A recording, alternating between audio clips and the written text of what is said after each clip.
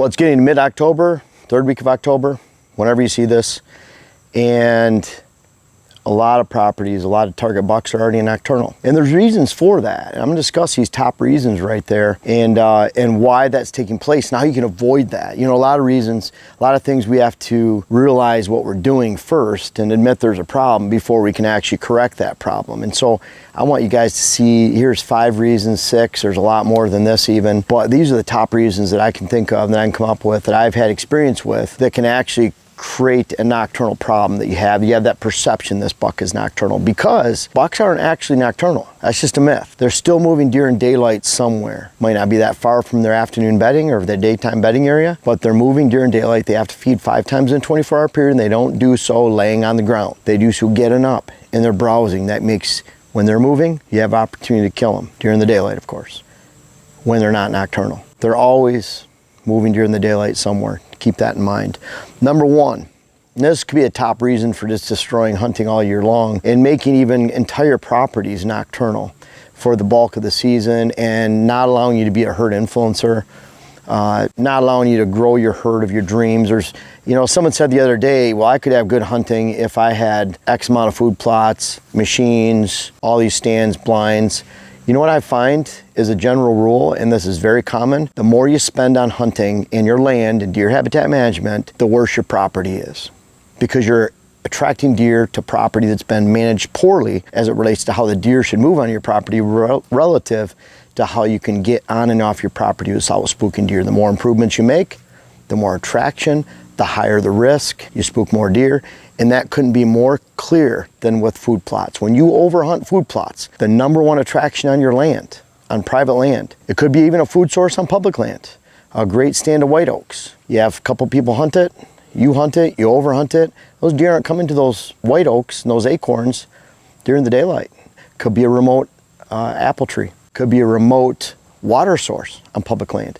But when you're overhunting a high level of attraction, then you can expect those deer to not only get to that piece of attraction, not until after dark, but you can bet that they're going to not get within 200, 300, 400 yards of that area until after dark. And that means that on most 40-acre parcels, 60s, you have a couple of poorly placed food plots or overhunted food plots, and they will make your property nocturnal for the entire year. And when you're hunting it every week or two, it doesn't take long before those deer just get and recognize that they should not go on your land until after dark. Over the years, it even has a greater effect and a cumulative effect, meaning that those bucks that were born in the area, that grew up in the area, they not only avoid that food plot during the daylight, they avoid it at night. So I've seen properties that have huge bucks all around that hasn't changed, but because of their food plot system and the way they hunt it and overhunt it, then the amount of nocturnal bucks on that land and the amount of bucks they're seen in general just really take a negative dive on their entire property. Be very wary of food plots and food sources on public land. Number 2, bad weather hunting. Again, you can kill a buck when it's any kind of weather. They're out in the woods. But when you have extremely hot weather, extremely windy weather, extremely stormy weather, just look at the opposite. When you have very, very harsh weather, a blizzard coming in. How many of us hunt in a blizzard with 55-mile-an-hour winds and snow driving, winds howling? Do you actually go sit out in your tree stand? Maybe you don't do it just because you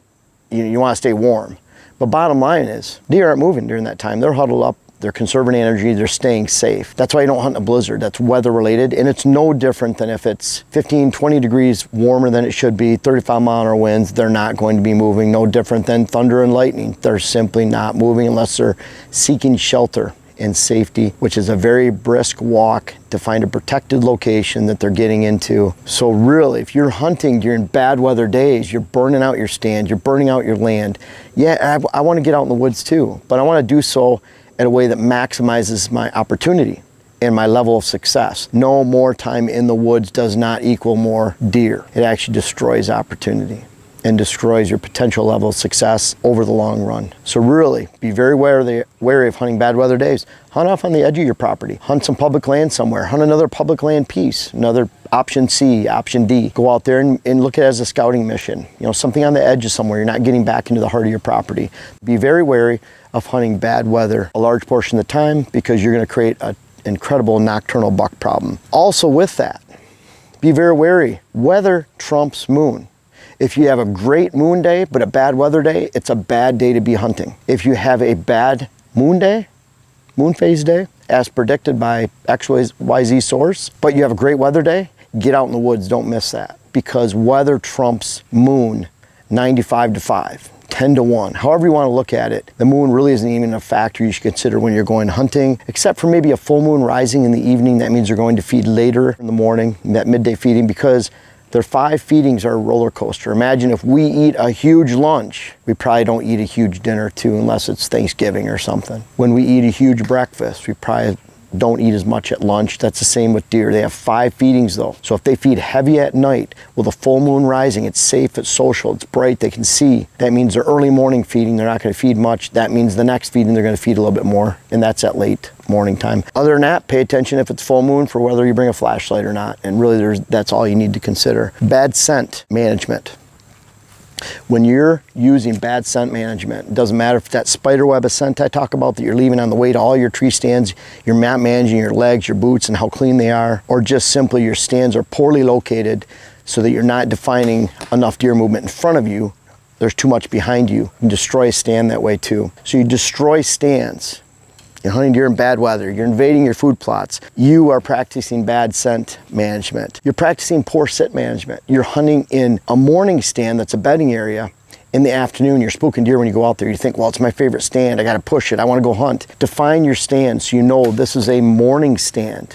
Get there in the morning, away from food sources. On the flip side, don't hunt food source stands in the morning, because you're just spooking deer when you go in there, and you have the potential for not only killing that morning hunt, but killing your afternoon hunt for the deer that are relating that, because you just spooked them off your property and made them nocturnal. Number 5, you're making the choice of hunting summer habitat, because that's where you saw these big bucks all summer, without realizing that those bucks are going to go to their fall habitat. Does are great deceivers. They're going to stay in the same general habitat. If you have thick cover, thick fawning ground, you have quality food during the summer, they're going to stick around during the fall. Bucks are different. They're going to seek quality food that's always changing, and they're going to seek thick stem count cover that they can't live in during the summer and actually crash their velvet through. So a big difference from their fall habitat to their summer habitat. And if you're not making that choice to hunt fall food and cover sources, or winter, which are closely related, then you're going to be on the wrong side of the land, the wrong side of the neighborhood for where the bucks are actually collecting. And number 6, you're making a choice to invade your food plots. You're hunting bad weather, making those decisions. You're hunting with bad scent management. You're hunting with poor sit management, undefined stands. You're hunting bad habitat as it relates to the fall. You're not going to see much during the daylight, and that's on you. Number 6. That's why I wrote you. All of these have to do with you. You can control this. That's why nocturnal bucks are a myth. Nocturnal deer herds are a myth. It all boils down to you and the decisions you make and how smart you are hunting with your hunting choices and when you enter a stand and why, which stand you're entering. That all falls on you. If you don't want nocturnal target bucks or that big buck you're after this fall, then make sure you do the opposite of those 5 things. And then it boils down to you are creating a daylight herd.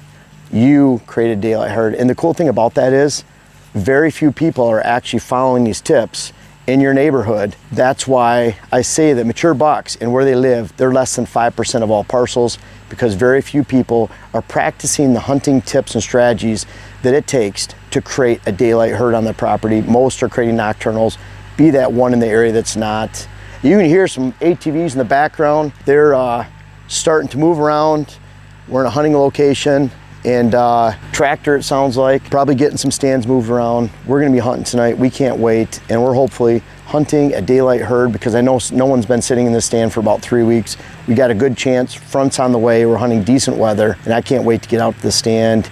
And you shouldn't either if you follow these tips, because you're going to be hunting a daylight herd. Folks, I wanna make sure you check out my web class video series, whether it's how to design your food plot program or how to design your property in general. And we have a new one coming out that'll be how to hunt the rut. But these bucks back here are a testament. Some of these bucks go back to 93. They're even in different states. I urge you to check out those web classes so that you can help yourself, help your land, help your hunt. The link is in the description. And also for those that have tried them out, I encourage you to offer some feedback in the comments below. Thank you.